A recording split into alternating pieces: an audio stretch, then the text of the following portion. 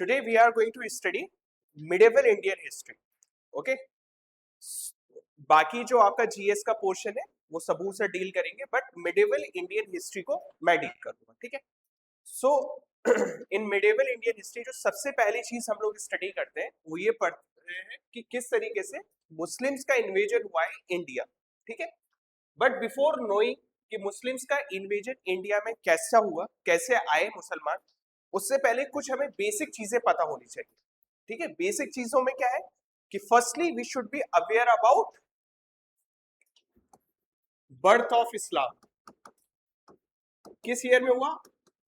With the arrival of prophet Muhammad सल्लल्लाहु अलैहि वसल्लम. मतलब अराइवल तो बहुत पहले से था obviously, but with the arrival of prophet Muhammad सल्लल्लाहु अलैहि वसल्लम उसके बाद से हम ये कह सकते हैं कि इस्लाम बहुत तेजी से फैलना शुरू हुआ. ठीक है. So there was a culture. ठीक है. अरब में क्या कल्चर था? ट्राइब्स होते थे बहुत ज्यादा. ठीक है. उन ट्राइब्स का यूनिफिकेशन किया गया, उनको एक कल्चरल आइडेंटिटी दी गई, उनको एक लिंग्विस्टिक आइडेंटिटी दी गई. बट उसके बाद क्या होता है? वंस प्रॉफिट मोहम्मद सल्लल्लाहु अलैहि वसल्लम क्या होते हैं? Passed away. उसके बाद जो है वो सिस्टम स्टार्ट होता है किसका? Which system starts?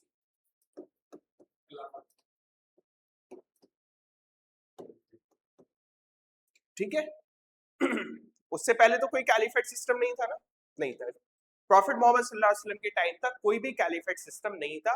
मुसलमान जो है, या आप कह सकते हो कोई भी जो ऐसा इंसान जो मुस्लिम नहीं था, वो सिर्फ by the message of prophet Muhammad सल्लल्लाहु अलैहि वसल्लम मुस्लिम बन रहा था. ठीक है. But with the arrival of caliphate system, ठीक है, आपको पता ही है कितने कैलिफ है?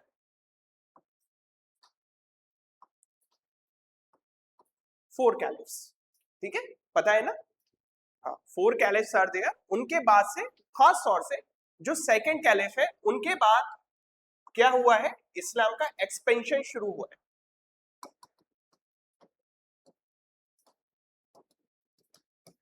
बहुत ज्यादा एक्सपेंशन शुरू हुआ है मुसलमानों का. ठीक है. In both the direction. ठीक है. ईस्ट में भी अरबियन कंट्रीज के और वेस्ट में भी अरबियन कंट्रीज के. इतना एक्सपेंशन हुआ है कि हम स्पेन तक को फतेह करने में क्या हुए हैं? कामयाब हुए हैं. ठीक है. आफ्टर दिस कैलिफेट सिस्टम, ठीक है, कुछ डायनेस्टीज आई हमारे पास. ठीक है. ठीक है. कुछ dynasties I like Abbasi dynasty. ठीक है. Like Umayyad dynasty. I am not writing in chronological order. I am just saying कुछ डायनेस्टीज है. ठीक है. उमैयद डायनेस्टी आई, अब्बासी डायनेस्टी आई. ये सारी डायनेस्टीज जो है वो भी क्या हुआ, उन्होंने जो एक एक्सपेंशन की पॉलिसी थी उसको उन्होंने आगे बढ़ाना शुरू किया. उस एक्सपेंशन की पॉलिसी की वजह से ही जो इस्लाम है वो क्या होने लगा? दुनिया के हर कोने में पहुंचने लगा. और इसी की वजह थी जो हमारे यहाँ हिंदुस्तान में भी इस्लामिक इन्वेजन हुए. ठीक है. If this was not done in caliphate system, let's say caliphate system में ये होता कि हम लोग जो है वो एक्सपेंशन वाली पॉलिसी को अडॉप्ट नहीं करेंगे, हम लोग जो है इंपीरियलिज्म वाली पॉलिसी को है क्या करेंगे, क्या नहीं करेंगे? अडॉप्ट नहीं करेंगे. लाइक किसी और कंट्री में जाके अपना हक नहीं जमाएंगे, वहां की लैंड हम अपने अंपायर में शामिल नहीं करेंगे. अगर ये पॉलिसीज नहीं होती तो इस्लाम का एक्सपेंशन नहीं होता. और उसी चीज को ये लोग भी कैरी फॉरवर्ड नहीं करते. ठीक है. नाउ कैसे ये जो है वो इस्लाम की तरफ, इस्लाम जो है वो कैसे जो है वो इंडिया की तरफ मूव करता है, उसके आपको कुछ जो है वो क्या मिलेंगे, कुछ हम इवेंट्स देखते हैं कैसे जो है वो इस्लाम इंडिया की तरफ आया. ऑल्दो 600 सेंचुरी में जो है 571 में प्रॉफिट मोहम्मद सल्लल्लाहु अलैहि वसल्लम की क्या होती है? बर्थ होती है. उसके बाद 700 सेंचुरी में जो है वो पूरी तरीके से इस्लाम फैलना शुरू हो जाता है. Once he was bestowed with prophethood, है ना? तो तब से क्यों नहीं आया? अब क्यों आया? अब ऐसा इसलिए होता है, इंडिया में जो है eight that time political vacuum है. यहाँ पे इस जगह पे क्या है? Political vacuum. ठीक है. हर कोई जो है आई कर रहा है इंडियन रीजन को, क्योंकि यहाँ पे जो है वो रिसोर्सेज रिच रीजन है. ठीक है. तो ऑब्वियसली जहां रिसोर्स रिच रीजन होगा हर कोई उसे कैप्चर करने की कोशिश करेगा. बिफोर कॉन्करिंग दिस पार्ट, अरबियंस के जो टाइज थे वो इंडिया में थे पहले से. और वो किससे थे? कैलीकट में अराबियन टाइज मिलते हैं। बिफोर एनी कॉन्क्वेस्ट और before any fight with Indian ruler, Arabians were having trading rights, trading contracts with the people of Calicut. ठीक है, अभी कोई लड़ाई वड़ाई नहीं चल रही है. These ties were totally peaceful. ठीक है, इन्हीं टाइज की वजह से क्या होता है बेसिकली, यहां का जो कैलीकट का राजा होता है, ठीक है, वो हज पे नहीं जा पाता है ना. As a result of which वो हज पे तो जा नहीं पाता है, बट उसके जो ट्रेडर्स होते हैं, मर्चेंट्स होते हैं, वो ये बताते हैं कि आप ऐसा कीजिए, आप एक मस्जिद का यहाँ पे तामीर कीजिए, construct A mosque in Calicut itself. Calicut is modern day.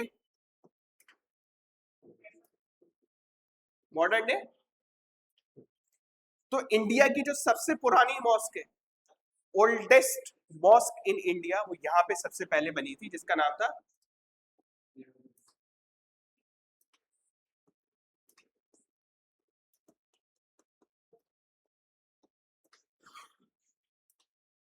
ठीक है, ये नाम था इसका, सबसे पहली मस्जिद जो है इंडिया में बनी थी. ठीक है, oldest.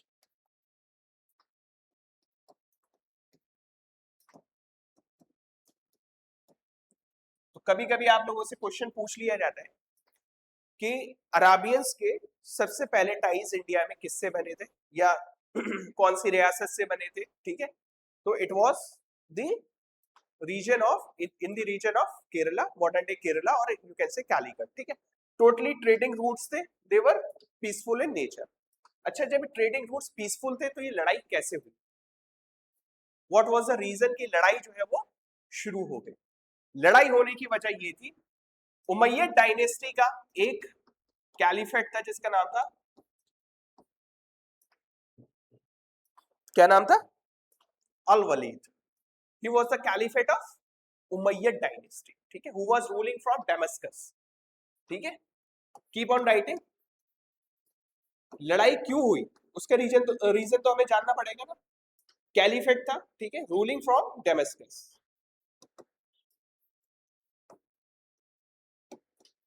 Where is Damascus nowadays? Yes, ठीक है, शाम जिसको बोलते हैं. ठीक है, हुआ क्या, देखो, यहां से श्रीलंका से एक शिप जा रहा है. शिप में बहुत सारे ज्वेलरी है, शिप में अरेबियन जो है लेडीज भी है. वो शिप जो है वो अराबियन सी के थ्रू होके, यमन के थ्रू होके इस कैलिफेट के पास जाए. ठीक है, मतलब शिप क्या है, it is bound to go to the caliphate through the route of Arabian Sea. ठीक है, यहां पे एक डायनेस्टी का रूलर राज कर रहा है जिसका नाम है राजा दाहिर जिसको बोलते हैं. ठीक है, he was ruling over the area of Sindh. किसमें रूल कर रहा है? सिंध. तो दैट मींस अराबियन सी का जो कंट्रोल है बेसिकली ट्रेडिंग का, ठीक है, तो वो किसके अंडर में आना चाहिए? राजा दहिर के अंडर में आना चाहिए. कुछ भी मिस हैपनिंग होती है तो who is going to be responsible? It is Raja Dahir who is going to be responsible. ठीक है, यस हीरा, आपने उनके, अच्छा आपका नाम तो Hira. Are you getting my point? कहीं भी कुछ भी समझ नहीं आ रहा हो मुझे बता देना. ठीक है, yes. So I was telling कि राजा दहिर के अंडर में होना चाहिए. नाउ व्हाट हैपेंस इज कि यहां से जो शिप जा रहा था, ठीक है, उसे अराबियन सी में पायरेट्स लूट लेते हैं.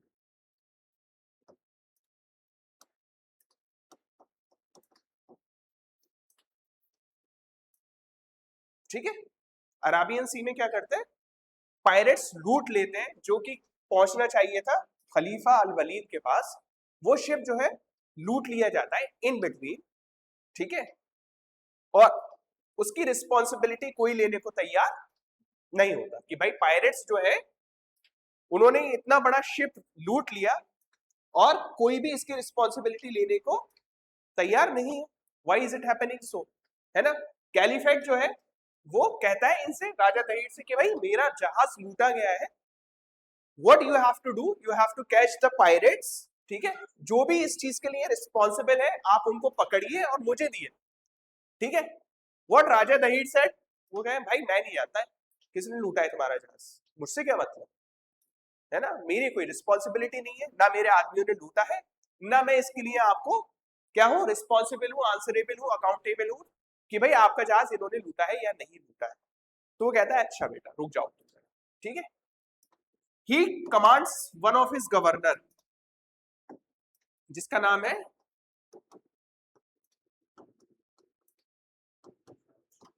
ही वॉज अ गवर्नर ऑफ,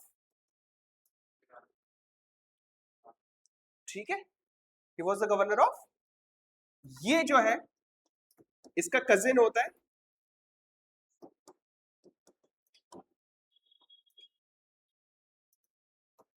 जिसका सन है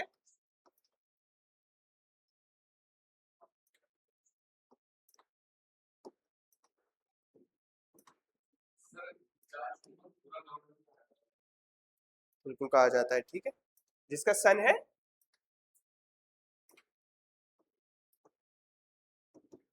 अल हज्जाज, जिसका कजिन है यूसुफ बिन कासिम, जिसका सन है मोहम्मद बिन कासिम, ठीक है। अल हज्जाज जो है वो अपने भतीजे को मोहम्मद बिन कासिम को ऑर्डर कहता है कि you go to the region of Sindh, ठीक है, and took the revenge of looting of the ship by the pirates, ठीक है। एज ए रिजल्ट क्या होता है, मोहम्मद बिन कासिम इंडिया की तरफ मार्च करता है, ठीक है, he starts marching towards India. While marching towards India there is a place called as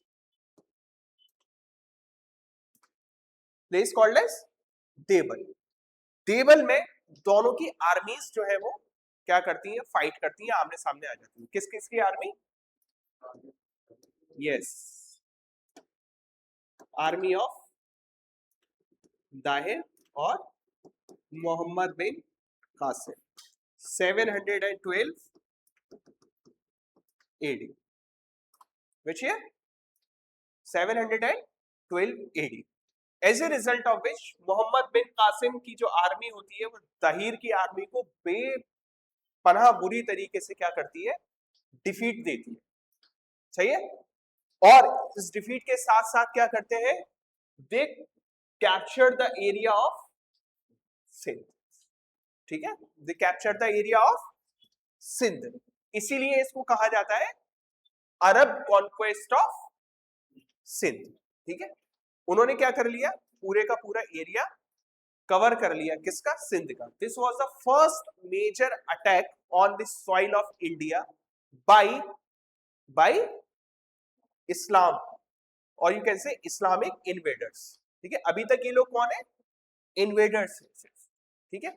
they have no intention to rule India, ठीक है। अभी तक इनकी कोई इंटेंशन ऐसी नहीं है कि हम आएंगे और इंडिया में अपनी जो है क्या शुरुआत करेंगे, सल्तनत की शुरुआत करेंगे, या फिर अपनी किसकी शुरुआत करेंगे, पॉलिटिकल एस्टेब्लिशमेंट की शुरुआत करेंगे। नहीं, कोई भी ऐसी इंटेंशन नहीं है। The intention was purely of taking revenge of the ship that was looted by the pirates, ठीक है। Dahir was not thinking that he is accountable to the caliphate, उसका रिवेंज जो है वो लेने आया था मोहम्मद बिन कासिम, और उसने रिवेंज ले लिया। देवल में क्या करता है वो, राजा दहिर की आर्मी को हराता है, दहिर को मार के सिंध को कॉन्क्वेस्ट कर लेता है। इसी के साथ साथ इनकी दो बेटियां होती हैं, ठीक है, उनको भी वो कैप्चर कर लेता है, ठीक है। अपार्ट फ्रॉम दिस एक और वजह बताई जाती है, वो ये बताई जाती है कि जो पायरेट्स थे, ठीक है, ऑल्दो दाहिर ने मना कर दिया, but al Hajjaj came to know कि जो पायरेट्स हैं उनको जो क्या दे रखा है, असाइलम दे रखा है, जो छुपा रखा है, वो किसने छुपा रखा है? राजा दहीर ने छुपा रखा है, ठीक है।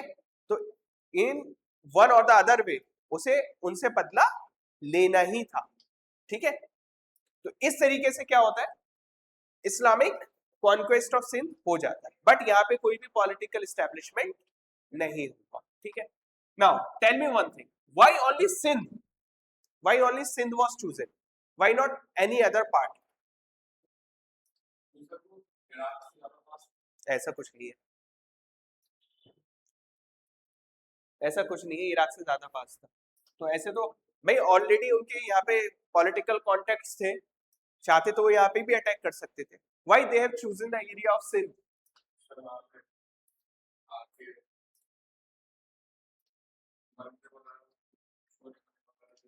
तो अभी तो मंदिर तो तोड़े नहीं, उसने कुछ नहीं किया. राजा कमजोर होना वजह नहीं होती है. आप कह सकते हैं वहां पे पॉलिटिकल इनस्टेबिलिटी थी. जैसे पॉलिटिकल इनस्टेबिलिटी कहा जाता है अगर राजा कमजोर होता है, या फिर आप कह सकते हो कि वहां पे जो है लगातार कोई ना कोई रीजनल किंगडम्स फाइट कर रहे हो, उसको कहा जाता है कि पॉलिटिकल इनस्टेबिलिटी है. What was happening in other parts of the India was कि यहाँ पे इस एरिया में जो हमारा नॉर्थ का एरिया था वहां पे रूल कर रहे थे गुर्जर प्रतिहारास. यहाँ पे बहुत स्ट्रॉन्ग क्या था, फोर्सेस थी, यहाँ पे लड़ाई नहीं लड़ सकते थे. यहाँ पे जो है वो एक और डायनेस्टी रूल कर रही थी जिसका नाम था राष्ट्रकूटास. तो यहाँ पे भी क्या था, यहाँ पे भी क्या था, पॉलिटिकल स्टेबिलिटी थी. ठीक है, स्ट्रॉन्ग फोर्सेस वहां पे रूल कर रही थी. एज ए रिजल्ट क्या है, आप वहां पे अटैक नहीं कर सकते. इनस्टेबिलिटी, या आप कह सकते हो जो पॉलिटिकल वैक्यूम देखा उन्होंने, that was only the area of Sindh and they targeted the area of Sindh. ठीक है, वन थिंग. दूसरी चीज थी भाई पॉलिसी ऑफ इंपीरियलिज्म. ठीक है, पॉलिसी ऑफ शिकन.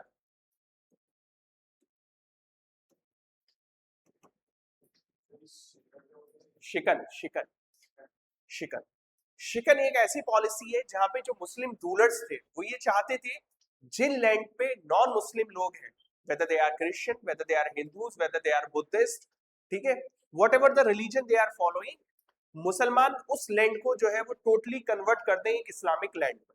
That is known as the policy of शिकन, to convert the non Islamic fellows into the culture of Islam and that land to be converted into the land of Islamic rule. ठीक है, उसको कहते हैं हम लोग policy of शिकन.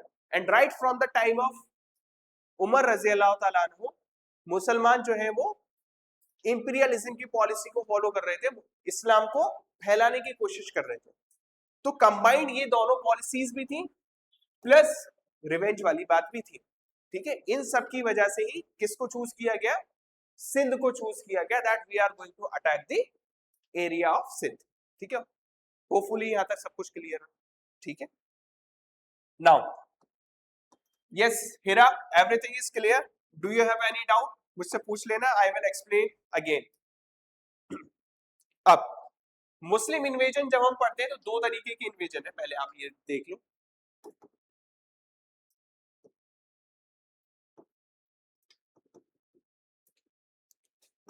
एक मैंने बता दिया, और अरब्स जो है यहीं पे नहीं रुके थे.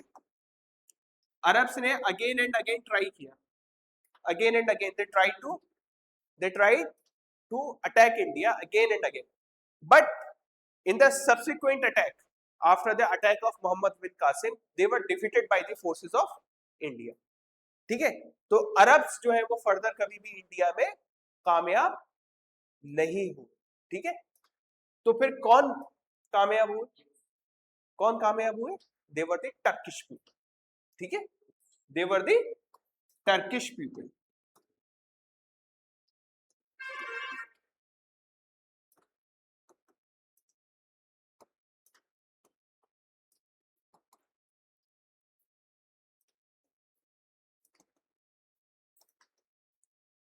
ठीक है, तो अरब लौट गए अपने अपने मुल्कों को, बहुत बार ट्राई करा, कामयाब नहीं हो पाए, तो they decided to return back. ठीक है, अब टर्किश में सबसे पहले कौन लोग आते हैं? What is, who are Turks?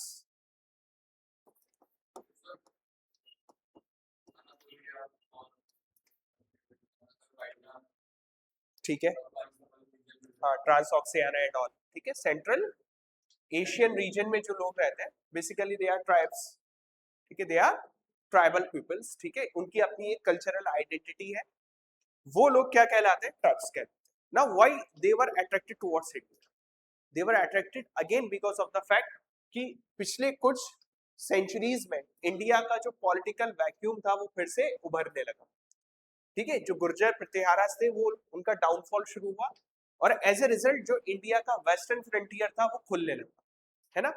Apart from that जो डायनेस्टीज सेंट्रल एशिया में चल रही थी, ठीक है, कहां से ऑपरेट हो रही थी, mainly from the place of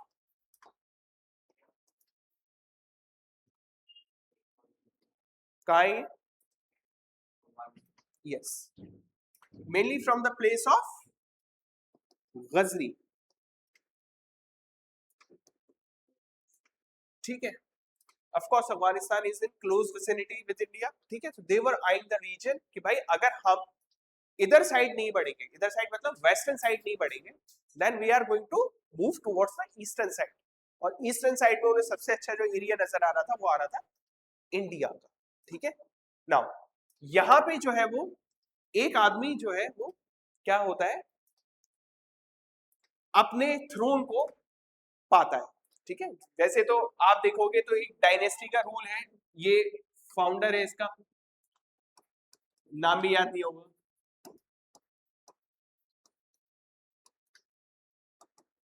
ठीक है, इनके नाम याद करने की जरूरत नहीं है। ठीक है, व्हाट हैपेंस इज एक आदमी आता है जिसका नाम है महमूद ऑफ गजनी। ठीक है, क्या नाम है, what is the name, Mahmud of Ghazni.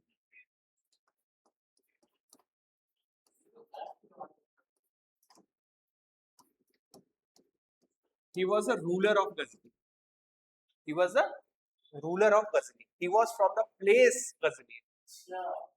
ठीक है, नहीं महमूद ऑफ घोरी कोई नहीं है,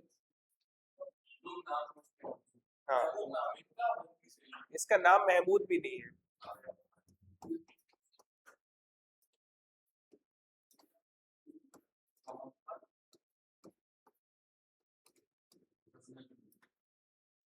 ठीक है, he belonged to this dynasty।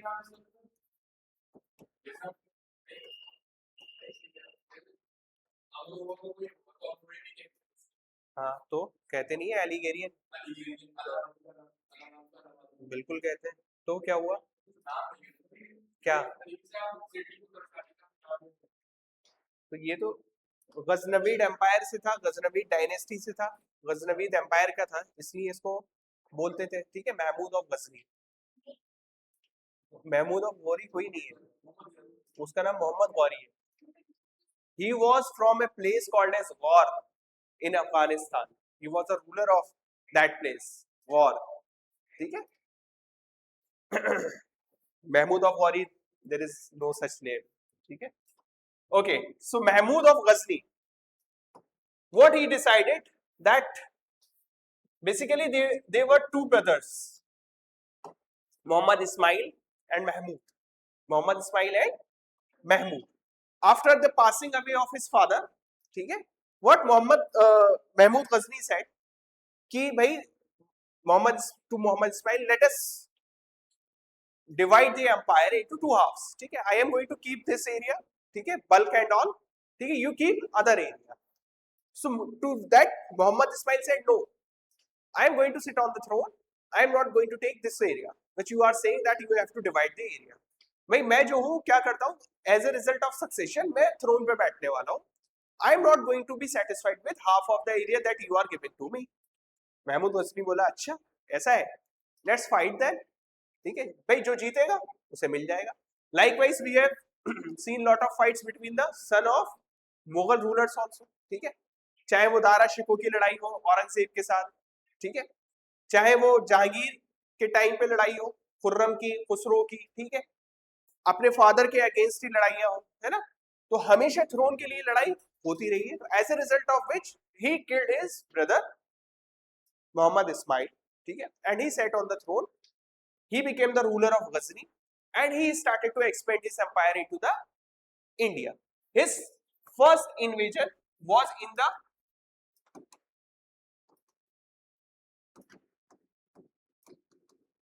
1000 AD।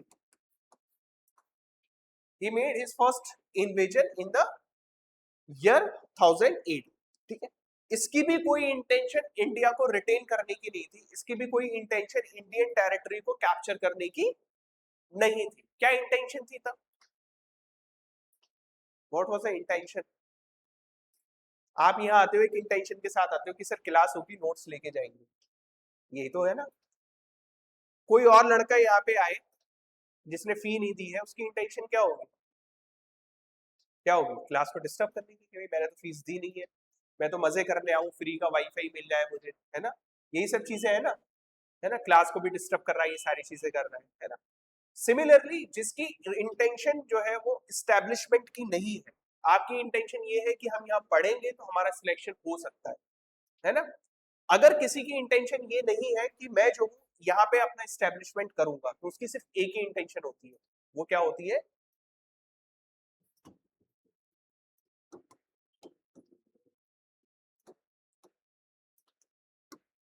क्या होती है?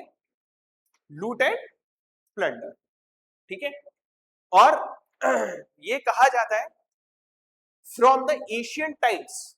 ठीक है, अगर आप बहुत पहले के टाइम में जाओगे तो जो इंडिया के मंदिर है, ठीक है, इंडिया की जो टेम्पल्स हैं,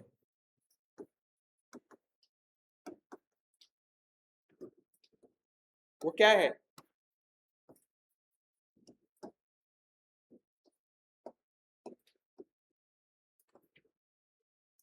दे are banks of gold, treasury.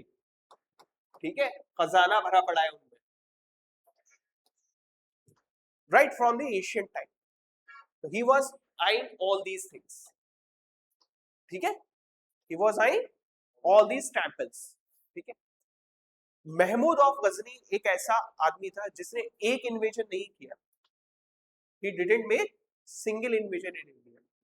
ठीक है, वो आता था इंडिया में, मंदिरों को लूटता था, जो भी धन दौलत मिलती थी इकट्ठा किया, चला गया, अपने एम्पायर में जाके उसको लगा दिया। अगेन ही रिविजिटेड, फिर से लूट की, फिर से प्लंडर की, again he went back to the empire where he was ruling. ठीक है, as a result of which this man, ठीक है, this man invaded India 17 times. ठीक है, और क्या कहेंगे?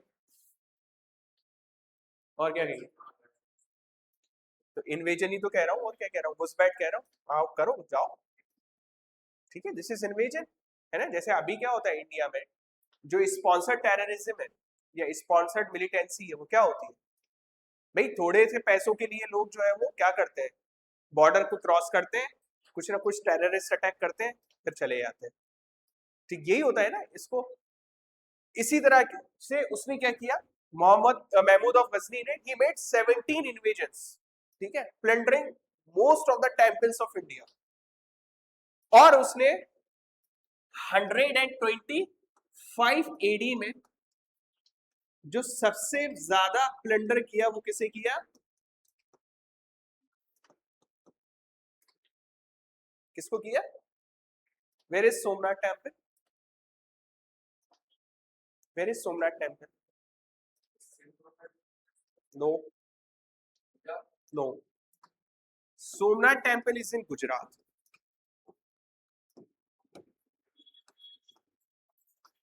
ठीक है, he plundered this temple. Plundered का मतलब ये है कि उसने बहुत ज्यादा अमाउंट में वहां से वेल्थ इकट्ठी की थी। ठीक है, कहा जाता है कि सोमनाथ टेम्पल इतनी ज्यादा वेल्थ एक्यूमुलेट किए हुए था कि उसका जो निशाना था वो सोमनाथ टेम्पल ही था अमंग ऑल दीज इन्वेजन्स। ठीक है, कि किसी तरीके से मुझे इसकी वेल्थ को क्या है, क्या करना है, ले जाना है, प्लंडर करना है, लूटना है।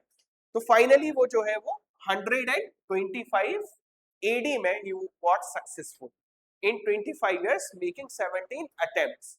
ठीक है, he got successful in plundering the temple of Somnath, ठीक है, इन गुजरात। और वो फिर वो चला जाता है। ठीक है, इनफैक्ट उससे कुछ साल पहले, एक दो साल पहले उसने दिल्ली तक को क्या किया था, प्लंडर किया था। दिल्ली के अराउंड जो थानेश्वर रीजन है वहां तक उसने प्लंडर किया था। मथुरा के टेम्पल्स तक को प्लंडर किया था। किसने? महमूद ऑफ गजनी। ठीक है, तो इंडिया वाले क्या कर रहे थे? What were Indians doing? कोई आदमी आ रहा है, कोई आदमी आ रहा है और वो प्लंडर करके ले जा रहा है, आप क्या कर रहे हो? What are you doing? आपकी आर्मीज क्या कर रही है? भाई ऑब्वियसली कोई आ गया, लेट्स से मैंने मान लिया कि भाई कोई आ गया है, but once that person is going to go back, that is my duty to protect my country, to protect my land, ठीक है? किसी तरीके से जो भी इन्वेड किया है जिसने भी, उसको मैं रोकूं, है ना? What were Indians doing? What were the powers that were ruling eight that time? They were not capable enough. Basically क्या था, हमेशा से जितने भी सेंट्रल एशियन इन्वेडर्स रहे हैं वो क्यों कामयाब रहे? बिकॉज ऑफ बेटर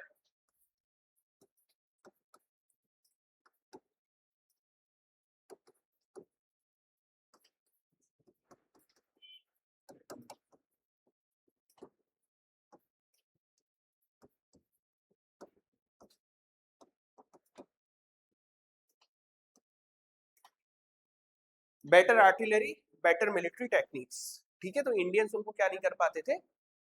नहीं रोक पाते थे, ठीक है? और दूसरी चीज, एक और चालाकी सुन, ये आता था हाथियों से, हाथी से, भाई हाथी से आएगा तभी तो ज्यादा चीजें लूट के ले जाएगा, हाथी इस्तेमाल करता था। इतना चालाक था ये, हमेशा गर्मियों में अटैक करता था, ठीक है? और मानसून से पहले निकल जाता था। क्यों?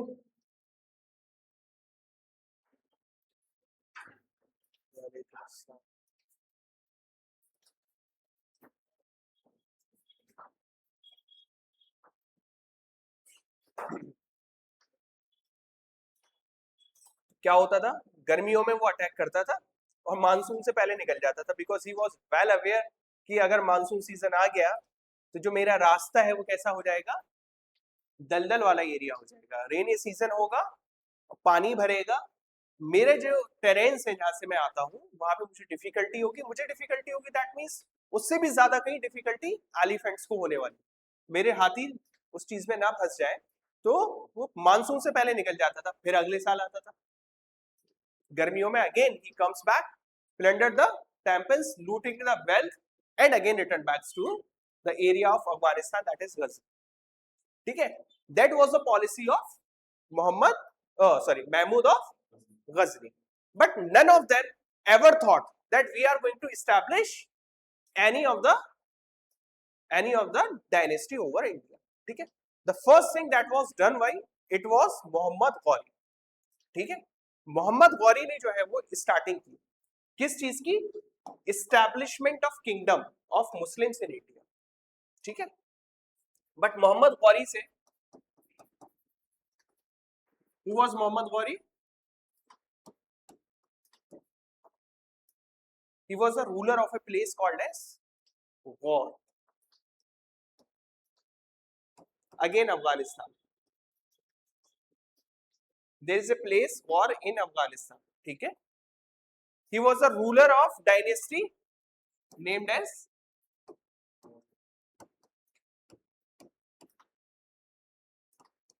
Ghuri dynasty. ठीक है?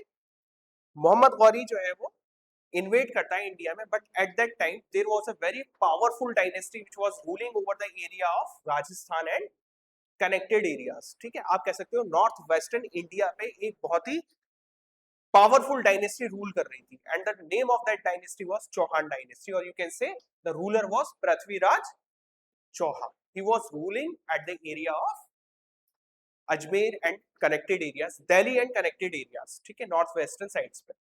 Mohammad Ghori comes and he fights first battle with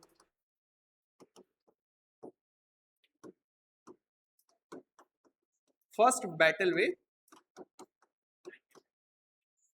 1191 with Prithviraj Chauhan third, ठीक है? In that very battle Prithviraj Chauhan brutally defeated the army of Mohammed Ghori, ठीक है? मोहम्मद गौरी की आर्मी को पृथ्वीराज चौहान की आर्मी ने बुरी तरीके से हरा दिया, but he didn't killed Mohammed Ghori, and that was a mistake made by Prithviraj Chauhan. जब भी आप युद्ध में हो, जब भी आप लड़ाई में हो, वॉर में हो, बैटल में हो, ठीक है, you have to kill the supreme commander of the forces that you are fighting with. अगर आप उस सुप्रीम कमांडर को नहीं मारोगे तो हिस्ट्री गवाह है कि वो फोर्सेस इकट्ठी करके फिर से आएगा और लड़ेगा। ठीक है, तो in the very first battle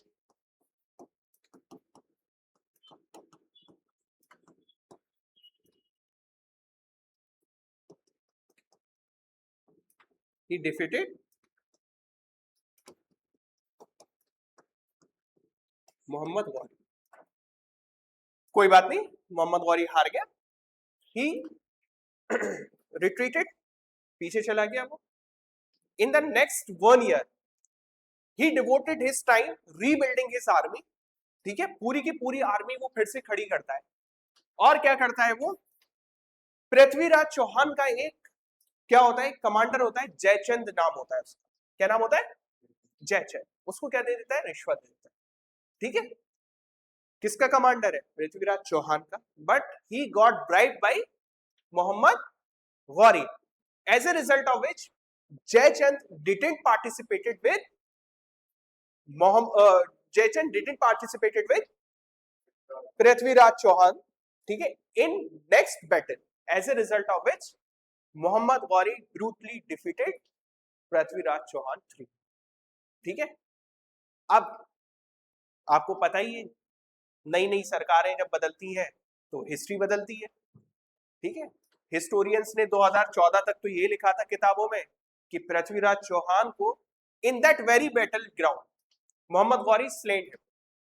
ठीक है, सर काट दिया उसका, इवन बहुत ब्रूटली, मतलब ये भी माना जाता है कि उसको बहुत बुरी तरीके से मोहम्मद गौरी ने मारा था। लेकिन हिस्ट्री बदली, मतलब सरकार बदली तो हिस्ट्री बदल गई, है ना। अब किताबें ये लिखती हैं कि नहीं, पृथ्वीराज चौहान को मारा ही नहीं था उन्होंने। उन्होंने क्या किया था, उनकी आंखें फोड़ दी थी, खाली अंधा करके ले गए थे ग्राउंड में से। लेटर ऑन पृथ्वीराज चौहान जो है वो मोहम्मद गौरी की कैद से भी छूट के बाहर। ठीक है, क्योंकि जो प्रेजेंट डे गवर्नमेंट है वो ये चाहती है कि किसी भी हिंदू रूलर को बैड लाइट में ना दिखाया जाए, है ना। तो अगर वो छूट के भाग गए थे तो again why didn't he recollected his forces and fought with Mohammed Ghori. नहीं, मोहम्मद गौरी ने तो फिर उसके बाद कुतुबुद्दीन ऐबक को छोड़ के चला गया, और कुतुबुद्दीन ऐबक ने एस्टैब्लिशमेंट कर लिया दिल्ली सल्तनत का। पृथ्वीराज चौहान तो नहीं आए ना। पृथ्वीराज चौहान अगर होते तो जाहिर सी बात है किसी न किसी को क्या करते, अपना सेनापति बनाते, कुछ भी बनाते। ठीक है, तो आपको उन सारी चीजों में नहीं इन्वॉल्व होना है। सिंपली द फैक्ट इज कि भाई पृथ्वीराज चौहान को उसने सेकेंड बैटल ऑफ तरेन में हरा दिया। ठीक है,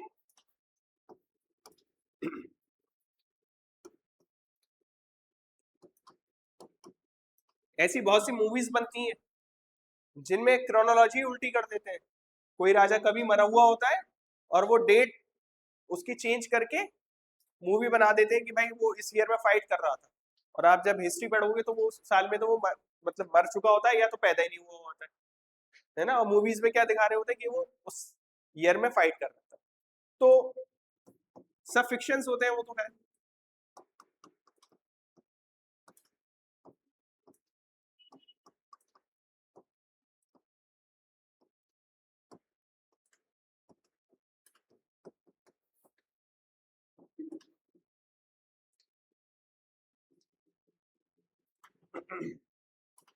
यहां तक कोई चीज ऐसी जो समझ में नहीं आई? ठीक, देखो, मोहम्मद गौरी ने क्या किया, अपने पीछे पॉलिटिकल वैक्यूम नहीं छोड़ा। ठीक है, जैसे और राजा आते थे और चले जाते थे, मोहम्मद गौरी ने क्या किया, अपने एक स्लेव को जिनका नाम है कुतुबुद्दीन ऐबक, उनको छोड़ा। ठीक है, that you are going to be the governor of this place and you are going to look after this place.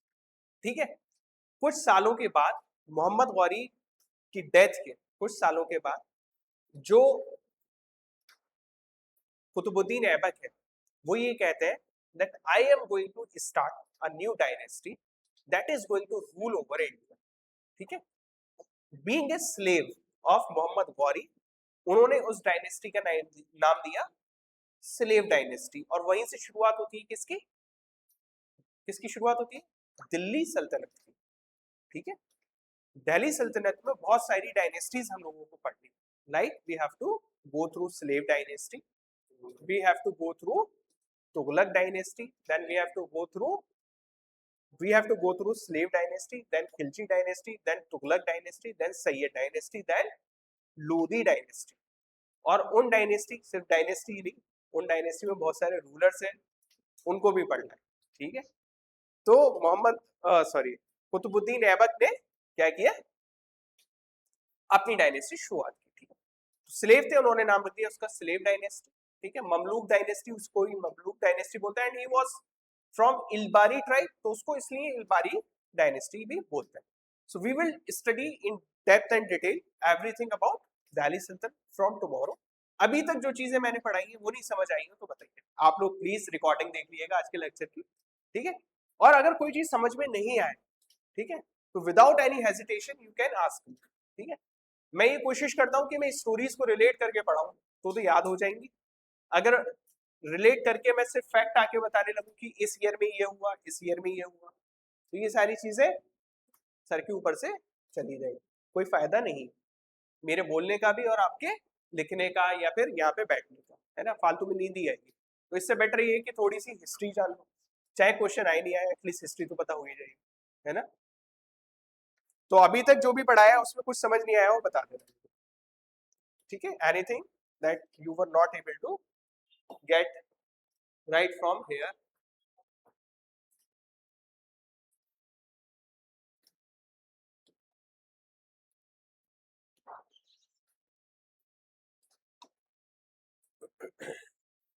okay.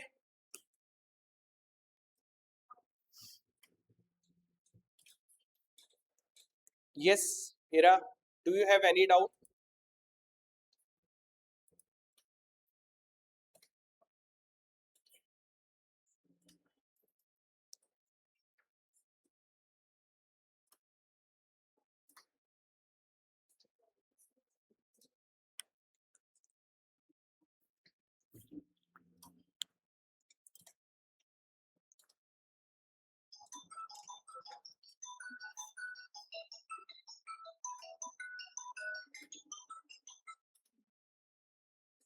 Okay, thank you.